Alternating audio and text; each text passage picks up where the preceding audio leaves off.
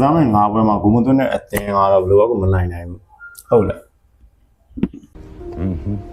I'm proud of you, you know that. ကျွန်တော်ဘယ်တင်းနေရေးထားလဲကြည့်အောင်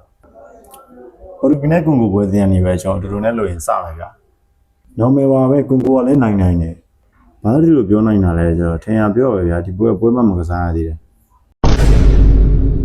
ပေါ်တူဂီရဲ့လူစင်းကိုကြည့်နေတာဒီအသင်းကဘယ်နာများဟာကွယ်ရှိလဲလို့ဒီလူစင်းနဲ့ဒီလူစင်းဗျာရလက်ကလိုင်းအပ်ကြည့်ရတယ်ကွာဟာနေဒါပေမဲ့ဘောလုံးလုံးလုံးကြီးကွန်ဂိုရဲ့စကွက်မှာလည်းရောဘောက်တစ်ကြုံများတဲ့သမားတွေအများကြီးရှိနေတယ်ဆိုတော့ပြီးတော့ format ကလည်း defense player role မှာ9ယောက်တန်းကြီးနဲ့ထွက်လာနိုင်တယ်ဆိုတော့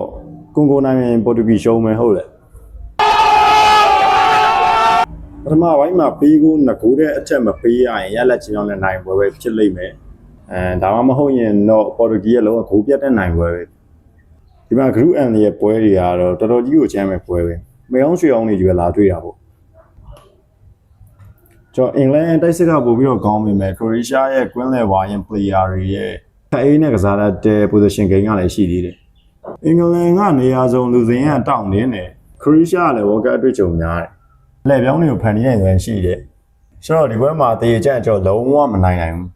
ဟုတ်လေရိုးရင်နောက်တစ်ပွဲကတော့ဂါနာနဲ့ပနာမာဒီနှစ်သင်းရဲ့လူစင်းကိုကြည့်တော့ကျွန်တော်ထင်တော့နည်းနည်းလေးကွာမှုရှိတယ်လို့ဂါနာထက်ပနာမာပို့ပြီးတော့နည်းနည်းလေးအသားဖြူရလားလို့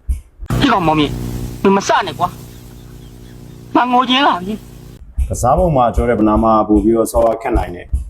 ဒါပေမဲ့တိုက်စစ်ပိုင်းမှာတော့ဂါနာရဲ့တိုက်စစ်ပိုင်းကပို့ပြီးတော့အားသာရရှိတာကိုတွေ့ရတယ်ဆိုတော့ကျွန်တော်ကတော့ဂါနာကိုပဲရွေးမယ်ဂိုးရလက်နေတဲ့ဒီပွဲလည်းဖြစ်သွားနိုင်တယ်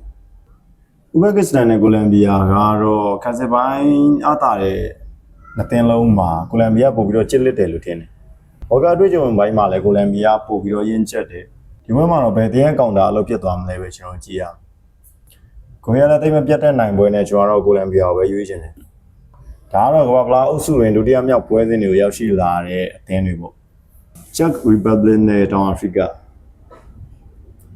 ဘာဘလာပွဲဥရမှာရှုံးပွဲကိုစီရထားတဲ့နှစ်သင်းဒီနှစ်သင်းရဲ့ခြေစွမ်းကိုအရင်ပွဲမှာလည်းခဏမြင်ပြီးသားဖြစ်မှာပေါ့ကျွန်တော်ထွေထွေမပြောတော့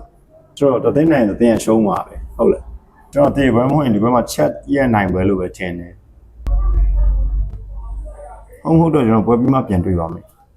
တကယ်လို့လွယ်သွားရင်ကျွန်တော်မပြောခဲ့ဘူးလို့ပဲသဘောထားလိုက် No. ပွဲပြီး highlight တချို့နဲ့လို့ကျွန်တော်ပြန်တွေ့ပါမယ်ဒါတော့ Smart Channel ပါ